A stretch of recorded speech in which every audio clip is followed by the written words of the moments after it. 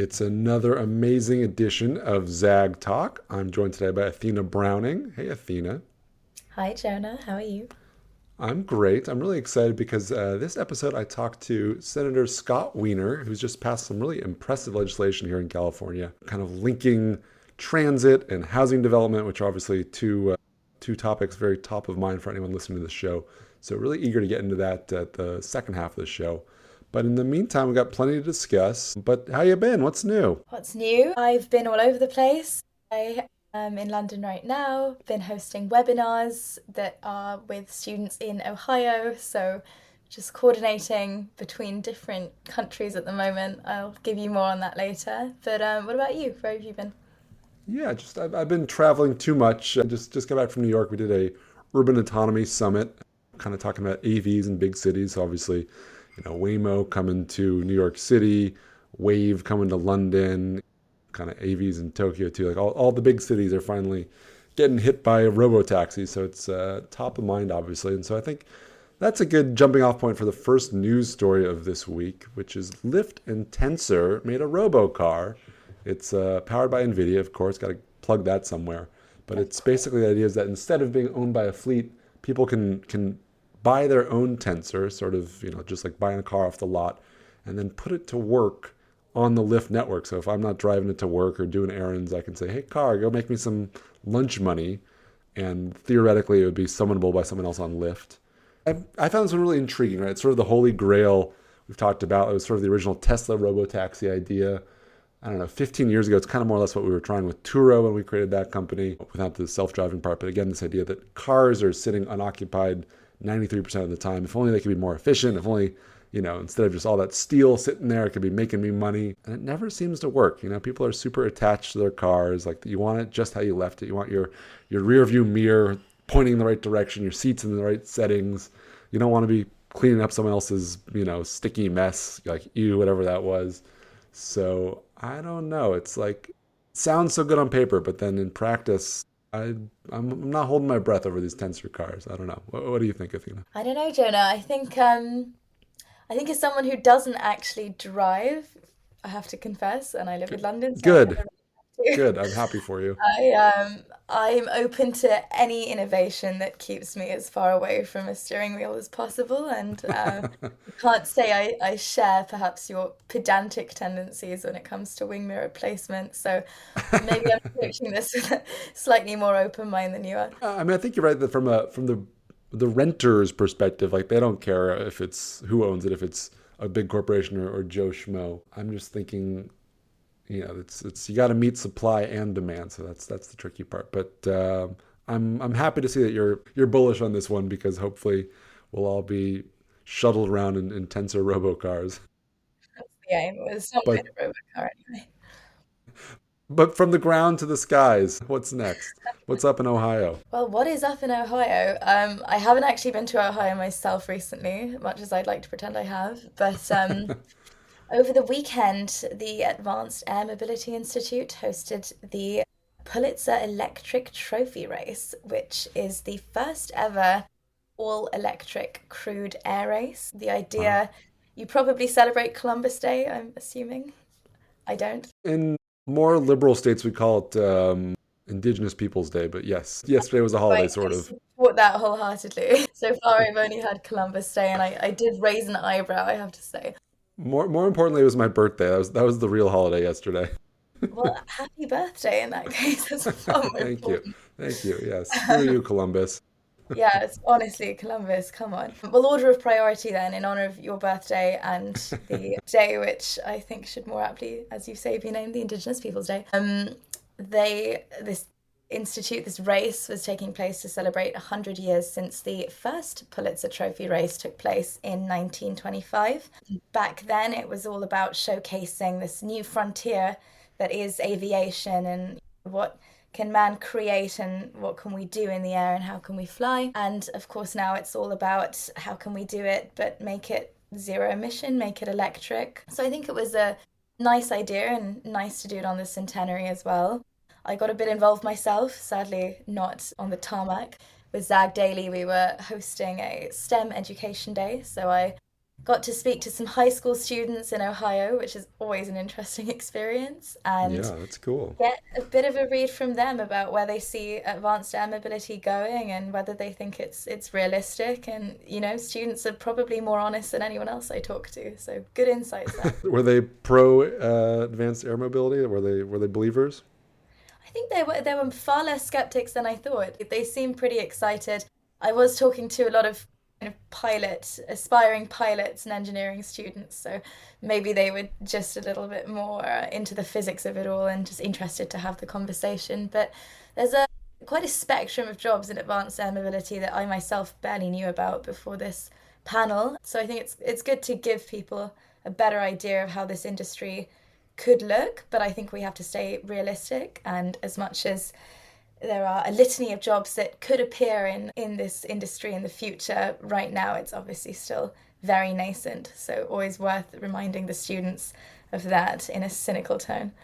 And so it was the Pulitzer Electric Trophy race. Is that like the same as the Journalism Award, same benefactor 100 years ago, or just a coincidental name? It's a good question. I think it's the same organization. They like media and they like airplanes. You gotta love rich people's got esoteric taste. Good for them. Yeah, I believe we're dealing with the same family, but the Pulitzer air races, same Pulitzer, different types of. One kid had airplanes on the mind. One kid had ink in the blood or something. But okay, back from the sky to the ground to the humble commute. This one caught my eye, but basically that TfL is launching new Superloop routes, basically taking the iconic Route Master bus and linking basically different suburbs around London. The idea being that instead of having to either take the tube in and then back out or take a really slow local bus, it's a BRT of sorts, a bus rapid transit meant to more swiftly link commutes. And I thought, interesting, obviously not reinventing the wheel there, but also to me sort of telling that Paris is obviously like building whole new metro lines, Grand Paris Express, linking the suburbs quickly, swiftly, modernly. In London, sort of the same American struggles we have, like can't build infrastructure for less than $1 trillion a mile. So how about a new bus route? Honestly, but you say that, and I just have to give people a bit of a visual image. Anyone who hasn't spent so much time in London, or maybe if you've come to London but you've only been in the centre, it is honestly a bit of a nightmare. You have very bad transport links that don't go from a suburb into the city. So it's really hard to get around if you're just trying to get to school or trip chaining or kind of going about your daily life. I always find it quite ridiculous that I sometimes have to go an hour into Central and then out again just to see a friend who would be a half-hour drive Yeah. across town for me. So again, on a note of optimism, I welcome it. I guess we'll see No, see no, I how. wasn't trying to say that I'm obviously I'm pro the bus. I'm just saying even better would be to build a new, tube link between these neighborhoods if the I demand is so wish. good. And that would be the French style would be to damn the torpedoes and just start digging. But We can dare to dream, Jonah, we especially can dare because to dream. Yeah, yeah, London yeah. buses are notoriously unreliable. But it's I was better just hoping, making it a little Paris London rivalry. Someone would be inspired to be like, hey, wait a second, we're gonna the build two. opportunity to stir with Uh, the French. and then here's one kind of linking our two countries. So DoorDash just finished 2.9 billion pound takeover of Deliveroo. That's about 3.9 billion dollars. Sort of uniting two big delivery brands. DoorDash has obviously been on a bit of an acquisition spree the last couple of years. They took over Volt, which is another European 3PD. They've been buying on other little things here and there, reservation platforms. So it's kind of interesting watching all these platforms sort of become mega world-spanning platforms. Athena, you a delivery user ever? It's I another way to am avoid a car trip. anything to avoid a car trip. I am a delivery user, not DoorDash, obviously, because I'm in the UK. No, But it's about to be. well, exactly. I mean, I guess it feels almost like an overwhelming amount of options are now coming our way. Maybe you're a bit more used to that in the States. But if it serves areas of the British countryside that I notoriously couldn't get any form of delivery in, then I'll take it. That's the pitch. Well, here's another thing that might serve an underserved part of the country is, so DoorDash is also teaming up with Serve Robotics, another sidewalk bot company. And so obviously probably starting in the dense cities again, starting in LA, of course, but maybe they'll take it to the British countryside eventually. And again, interesting to me, they've been on a little bit of a robot kick as well. A couple of weeks ago, they launched their own robot, Dot. Before that, they teamed up with Coco. So kind of playing the field here, which seems to be the way that all the 3PDs and all the robot companies are doing it, just sort of like a real era of experimentation, seeing who can deliver the best customers, the best price. So more bots for more people, fun to watch. I think eventually we'll kind of have some winners and losers shake out. But in the meantime, get your serve on DoorDash. What are your thoughts on delivery robots? Have you ever actually used one or encountered one? I've certainly encountered them. I mean, beyond Curbivore, obviously, where we have a bunch of them on display. But living in LA, this is sort of like the mecca for delivery bots. So depending on which neighborhood you're in, you could see a couple different brands fighting for sidewalk space. So I don't actually, it's funny, I don't live in a neighborhood that's served by them. So I haven't ordered one organically and then had it come to me. But I've gone to the neighborhoods where they are and worked with, doing stories with the Serves and Cocos of the world to have them do a little drop off for me so I could see it end to end. And so it's fun. To me, this one makes sense. It's like, I'd say the economics seem easier than the flying stuff. It's just a little bot on the machine, on the sidewalk. So yeah, I'm convinced that there's going to be some domain where it makes sense, just from like a P&L perspective. So, but I don't know, speaking of P&L, speaking of big money, what else? Well, the UK has been making some moves in the connected space. So as I think you've been discussing over the past few weeks already, we've got this whole initiative at the moment to turn the UK into an AI superpower. And of course, NVIDIA is very involved in that yet again. Of course. I mean, what pies do they not What have? would this be if NVIDIA wasn't involved? Exactly. Where would we be? But the UK has something called the Pathfinder Programme, or CAM, which is Connected and Automated Mobility.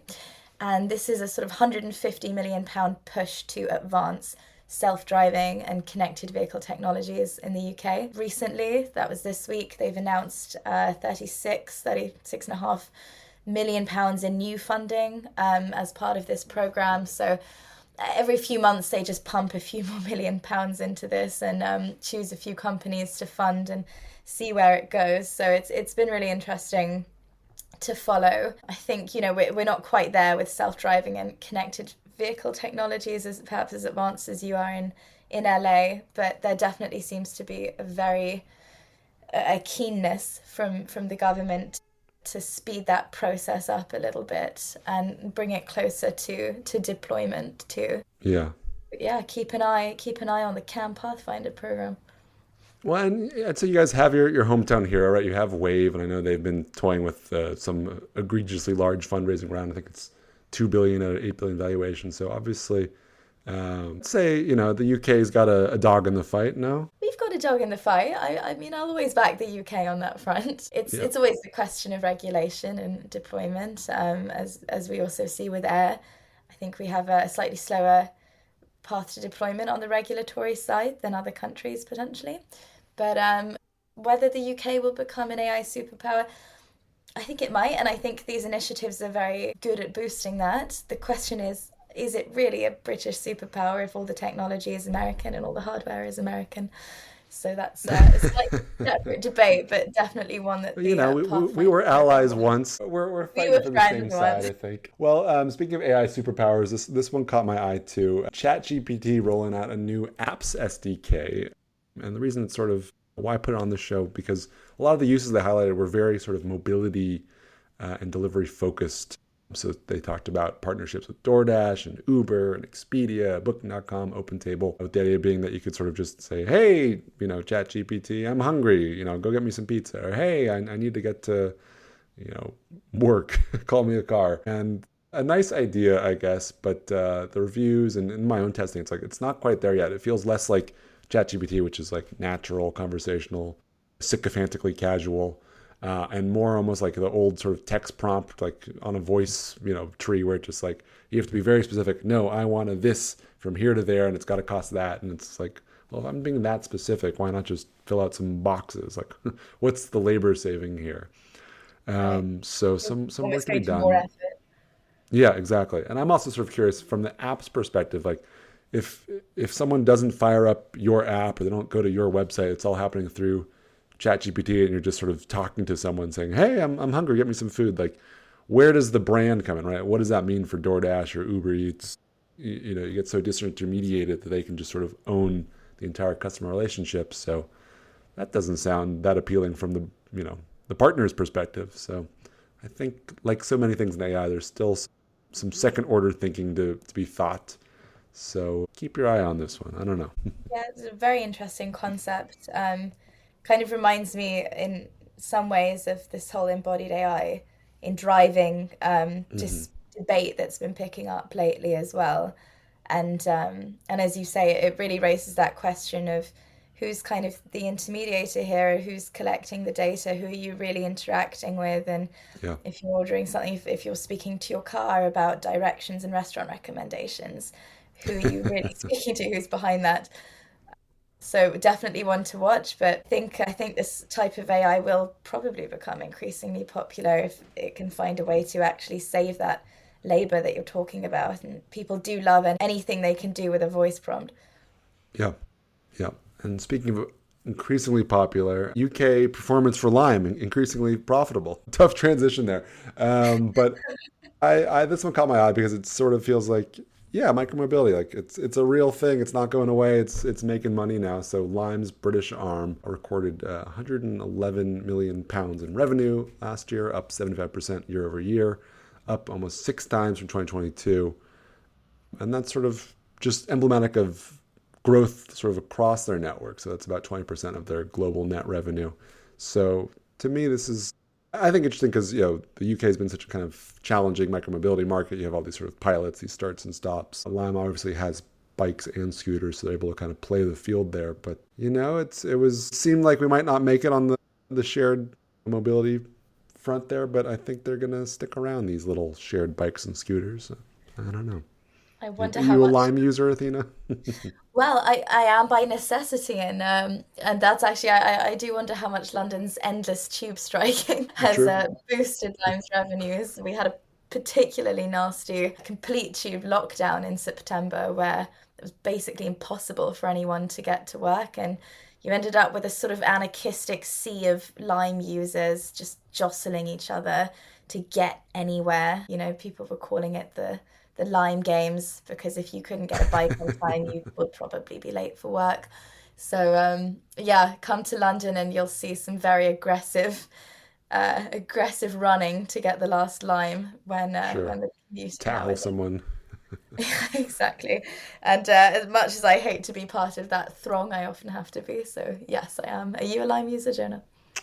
From time to time, I play the field in terms of my brands, whether it's a Lime or a Bird or whatever's nearby. I don't have a lot of brand loyalty, to be honest, but yeah, it's a nice first and last mile solution. I kind of miss the VC subsidy days where it would be 10 cents to go for 5 miles. Now it's like you ride and you're like, ooh, that was as expensive as an Uber would have been. Like, but it feels greener and more fun and slightly more dangerous. So that's always fun.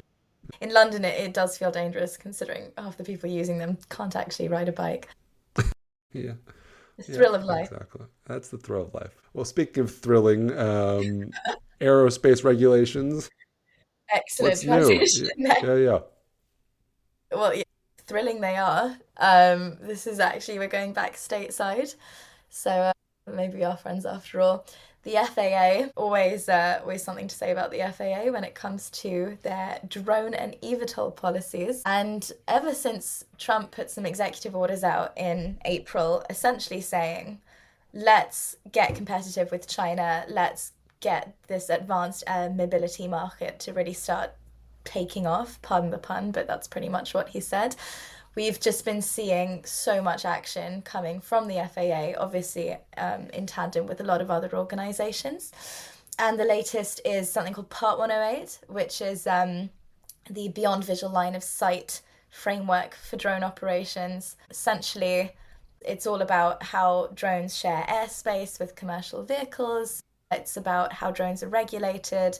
There's a lot to it, obviously all beyond visual line of sight, which is particularly tricky within drone usage as well. So there was a public comment period last month, and about 2,000 people wrote in to basically give their review on some new proposals that would basically change the way that drones operate in the US. The comment period has closed. It's now going into review. So we may see some pretty big sweeping changes for the US drone market in the coming months, depending on how this review stage goes. But yeah, I mean, the industry seems a little split. There's a lot of companies that are very excited for this. I think they're seeing it as the opportunity for drones to go mainstream. This new rule could be a bit of an operational backbone. It hasn't been updated in 20 years, so it's a big deal to update this now. Safety agencies are pretty enthusiastic too, and I think investors are just watching to see what happens. Funding for drones has dropped since the kind of hype bubble in 2021 where everyone wanted a piece of the pie, and with regulatory delays, no one was really making profit. A lot of investors pulled out.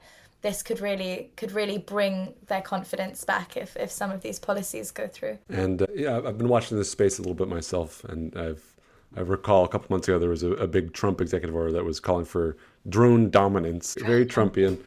Unleash it. Thank you, dear leader. Yeah, got to unleash drone dominance, which makes me think that's going to be safe and well thought out policy. But then I saw another piece recently that's basically saying despite all this talk, if anything, there's also concerns that the government's trying to set up sort of a TSA-like system for drone operators and the people even receiving drone goods sometimes. So kind of not fully aligned here. It'd be very funny to kind of walk through a metal detector before getting your burrito from the sky. But, trying to get all the horses running in the same direction here.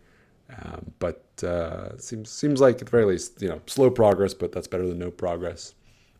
So I guess on a more cynical note, it's also quite symbolic of a lot of things happening in the world right now. I think we always need to bear that in mind when we're looking at these new policies, and a lot of unleashing American drone dominance comes from a very growing threat of cyber attacks and cyber security threats coming, particularly from countries like China. And as your dear leader said, I think that their intention is to have a sort of American takeover of that space in the name of improved cybersecurity. That's what they're saying anyway.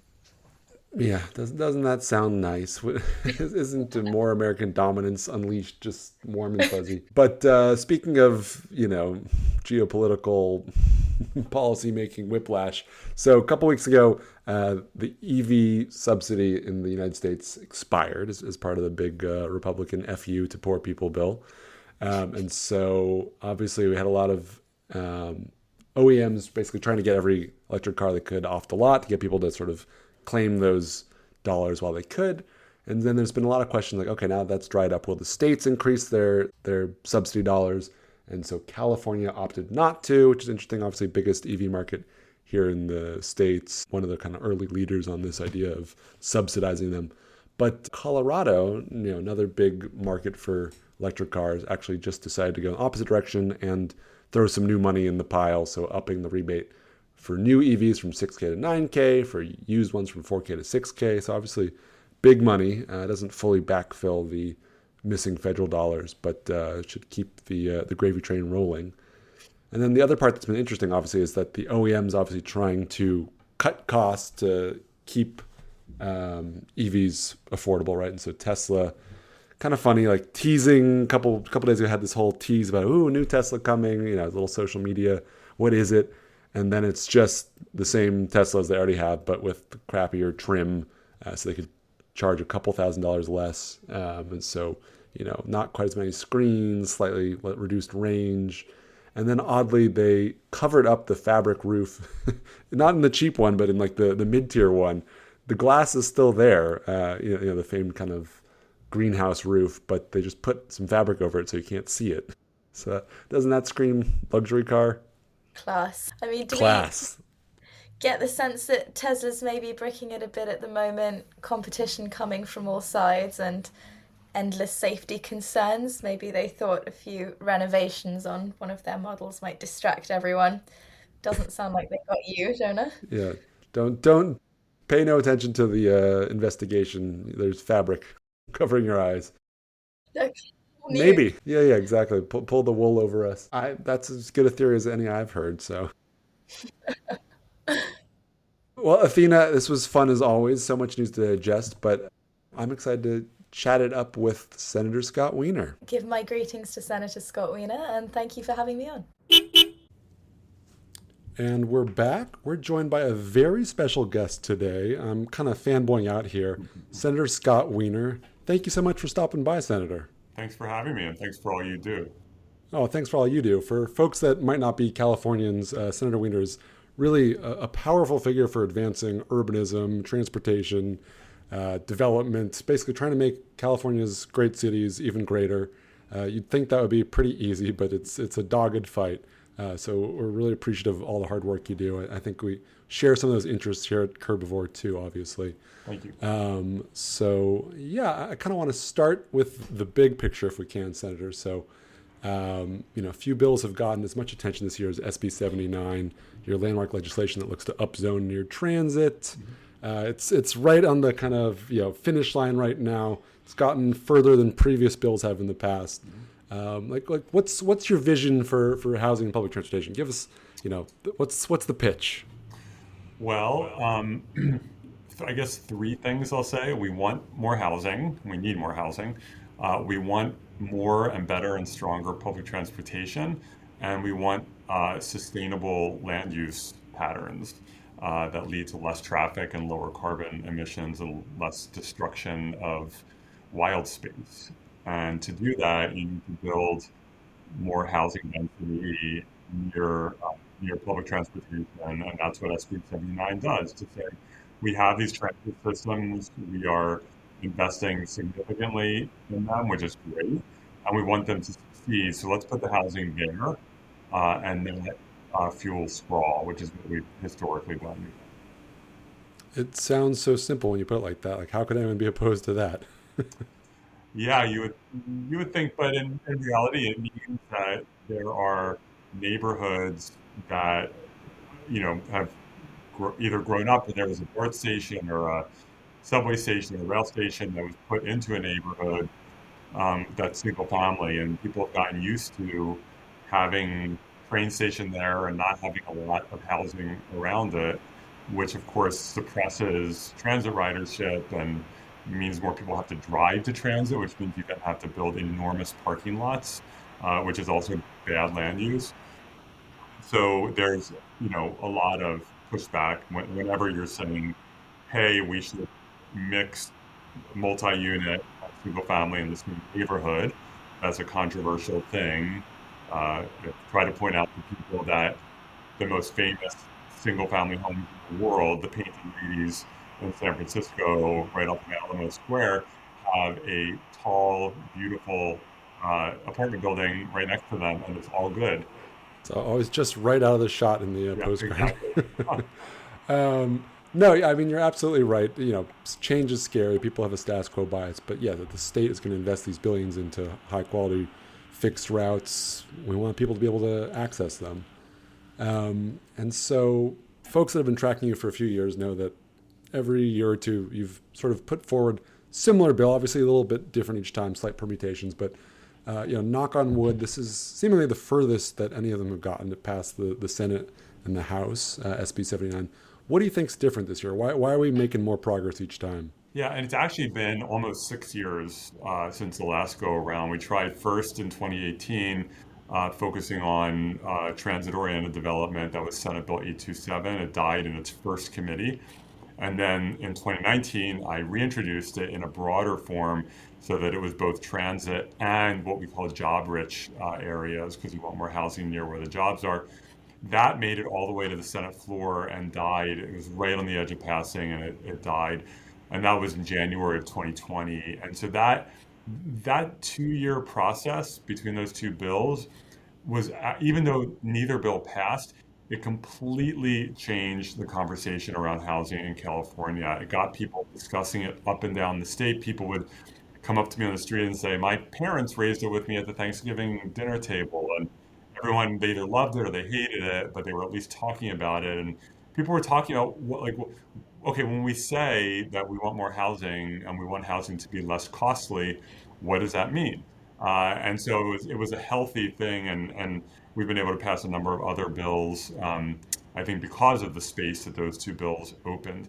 So at the end of last year, some advocates came to me and said, hey, let's take another run at a transit-oriented development upzoning bill. And I was, I'll be honest, apprehensive because I still have some battle scars from the last go around.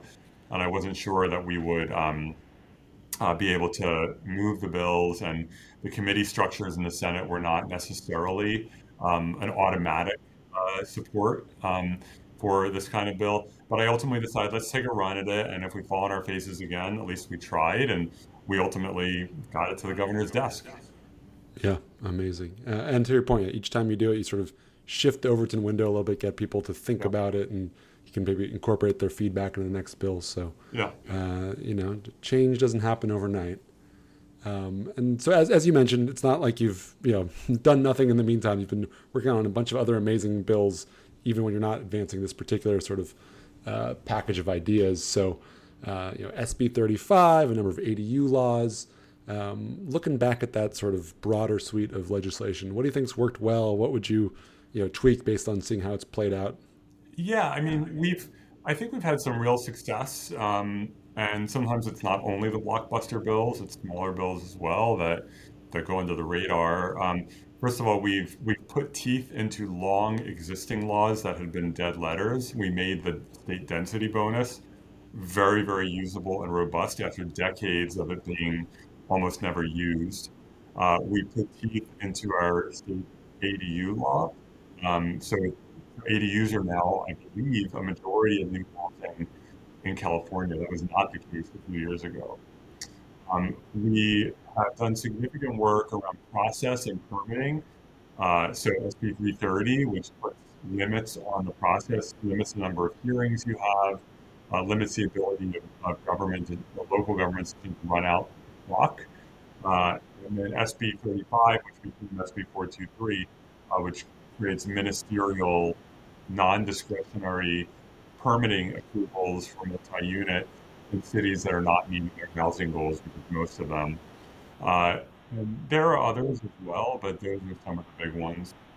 We also, I would say, a bill that I authored in 2018, Senate Bill 828, which literally got zero press coverage the entire year. We tried, but it was very wonky, so the press never reported on it. Has arguably had the biggest impact of any housing law I've authored because it significantly increased and rationalized the housing goals that are set for cities every 8 years and that they have to plan for and zone for in their housing and their local zoning codes. And so, for example, San Francisco right now is in the cycle that it's in now for housing goals, its number tripled, and that's caused a lot of local tension because the city has to plan for and zone for that larger number, as do other cities. But it's a healthy tension because it's overdue. Got it. Yeah. Sometimes it's the little bills that end up working. Yeah.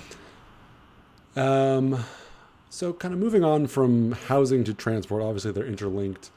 I would say, it's not a shocking statement to say that California and the country as a whole really struggles to build at a reasonable cost, at a reasonable speed. Taking you off the Senate floor for a second, just what's your diagnosis? What's wrong there? I think there are a few things. First of all, we've set up rules for years, for decades, that were designed to make it hard to build enough housing around zoning and permitting and impact fees and other issues.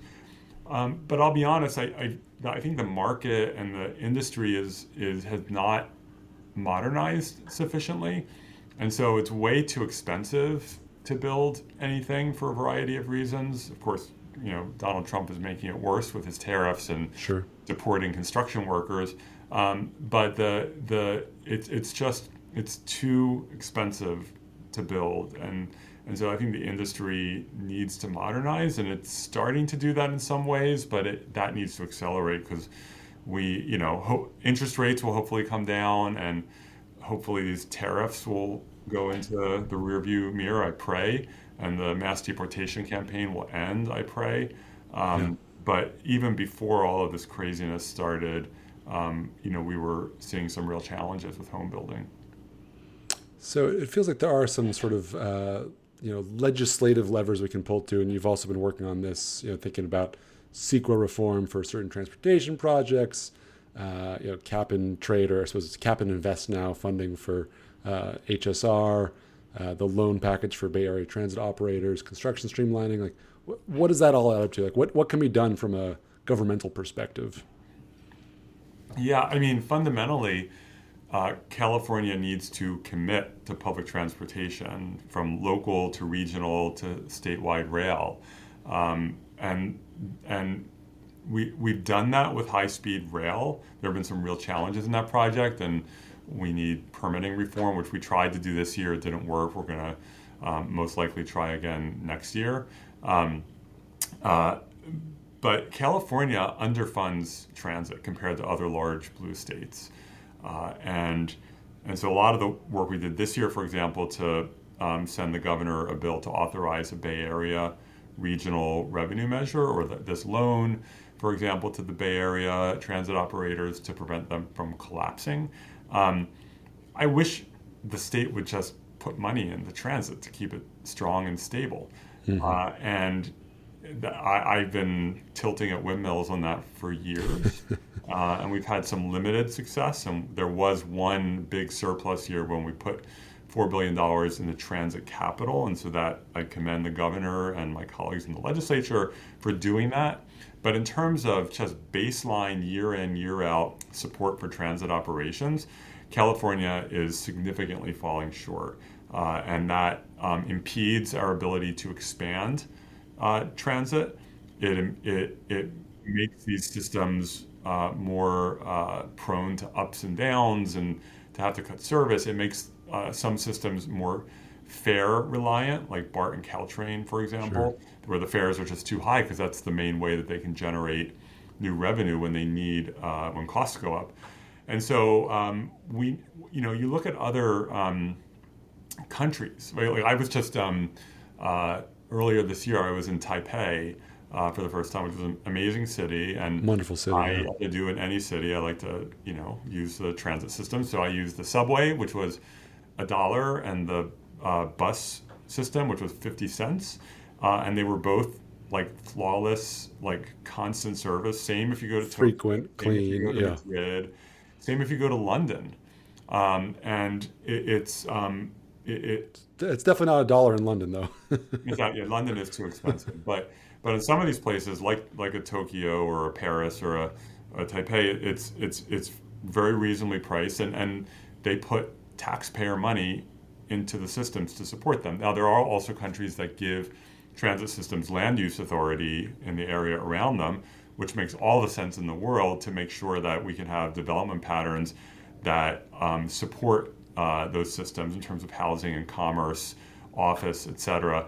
The bill that I have on the governor's desk now, SB79, has a piece of that for transit agencies around housing, which we already have provided to BART. So it's not everything we wanted, but it is a start. That's great. That's great. So getting real wonky with this one for a second. So another windmill you've been tilting at, so to speak, introduced a couple laws over the years, basically trying to allow cities to allow bars and nightlife operators to push back last call closing time. This one, dear to my heart, especially when I was a younger man, it was dearer to my heart. Now it's like I want it for the next generation, let's say. But I don't know if you've seen this, but Vancouver and British Columbia actually just pushed back their last call to 4 a.m. Used to be 2 as well. Yeah. And I saw that now local leaders are also trying to basically push back the transit operating hours to match that, basically being like, well, if you're downtown drinking, let's give you a safe way to get home afterwards. Do you think something like that could work, basically trying to blend them together, like tie fees from extended last call to transit operations to give people a non-drunk driving way to get home? Yeah, I mean, I wouldn't want the bars to be responsible to do that. I want taxpayers to do it because we should have, frankly, round-the-clock transit service. But frankly, in the Bay Area, 4 a.m. is better than 2 a.m. because nothing's open at 2. At 4 a.m., at least it's only like an hour or two until like BART opens. Yeah. So I will be honest, I have a deep psychic scar from my years and years of trying to do the very common sense thing of saying cities should be able to decide what their nightlife is and when their bars close, and it should not be a one size fits all, and we should not treat downtown San Francisco and downtown LA the same as rural California. These are different communities, and they should be able to make that decision. And so it was actually almost 20-year journey. My predecessor started pushing on this, Senator Mark Leno, back in 2003, and wow. It was hard to even get out of a single committee. He eventually got it out of the Senate, but it died in the Assembly. I was able to, my first year, I got it almost to the finish line, and my second year in 2018, I put that bill on the governor's desk. I got it through both houses. It was so exciting, a pilot program and pure local control. And our previous governor, Jerry Brown, vetoed it. I love Governor Brown, but he was just dead wrong. And I was so sad. And then I tried a couple times after that, and it just kept going down in flames. And my colleague, Assembly Member Matt Haney, tried again this year, and it went down. So it's so common sense. And, a city is not a city without nightlife. And, I started working on nightlife issues when I was in local government on the San Francisco Board of Supervisors. And what I would say, and I say now, is that historically nightlife has been viewed in cities, by cities, as a problem to be managed. A nuisance, yeah. A good thing that's a part of the city's DNA. So we really worked, I, as a member of the Board of Supervisors, requested an economic impact report for nightlife, and it showed that it generates billions of dollars and a huge amount of employment. And these are good, like blue-collar, well-paying jobs, the kind of jobs that we're losing in places like San Francisco. So we've been able to do some good work, just to be clear. But that one is the one that got away. Yeah, I'm just throwing it out there. I'm just saying, if there was like an extended fee the bars had to pay for the extra 2 hours, then like all of a sudden it's like, oh, there's new revenue attached to this. Like maybe we'll get behind this. So free policy idea. Yeah. So, backing up for a second, looking at the big picture, sort of California, obviously it's a funky time on a lot of levels, sort of federal interference. We've had this sort of mix up, like, tech executives switching teams, seeming like, what's the path forward for Democrats in California? Like, how do we keep steering the ship in the right direction? Well, it's rough, and I just saw an analysis of voter registration numbers between February and now in California, and there were almost 50,000 net additional Republican registrations. Between Decline the State and the scam American Independent Party, people who sign up for that think they're doing Decline the State. It was like over 100,000, and for Democrats, it was net addition of 190. Oof. And so, as Democrats, I think we have a lot of things we have to do. I mean, listen, we have a federal government that's literally being run by psychopaths, and I don't say that lightly. I'm not one to just demonize the other party. I work with Republicans in the legislature, including on the 4 a.m. bill, where a lot of Republicans would support that bill because it was local control. So it's not about demonizing all Republicans, but the people who are running this government, the Donald Trump and Kristi Noem and RFK Jr. and Pete Hegseth, these people are psychopaths, and they don't care about people. And the fact that they're willing to shut down the government because they don't want to avoid throwing tens of millions of people off health care and increasing everyone else's health insurance costs, I think just speaks volumes. But they have really hijacked the communication channels, and now TikTok is going to be owned by, in part, by Larry Ellison, who I guess is a Trump supporter. And we have, everything else we've seen with, media outlets paying Trump bribes. It's really, it's bad. And so we have our work cut out for us, and we need We need a new generation of leadership. Really, and I'm not, it's not just about age. It's also just about fresh ideas. And I do think the Democratic Party needs to be very, very strong on containing the cost of living and making life easier and better for middle class, working class people. That was always what the Democratic Party was about. And to be clear, we've still been doing that. When you look at like our expansion of like childcare and universal pre-K and other things that have made life more affordable. But it's not enough. Housing is a key part of it too. And we need to be better about communicating it, because it's very it's just not as effective as it needs to be. And their propaganda machine is incredibly powerful.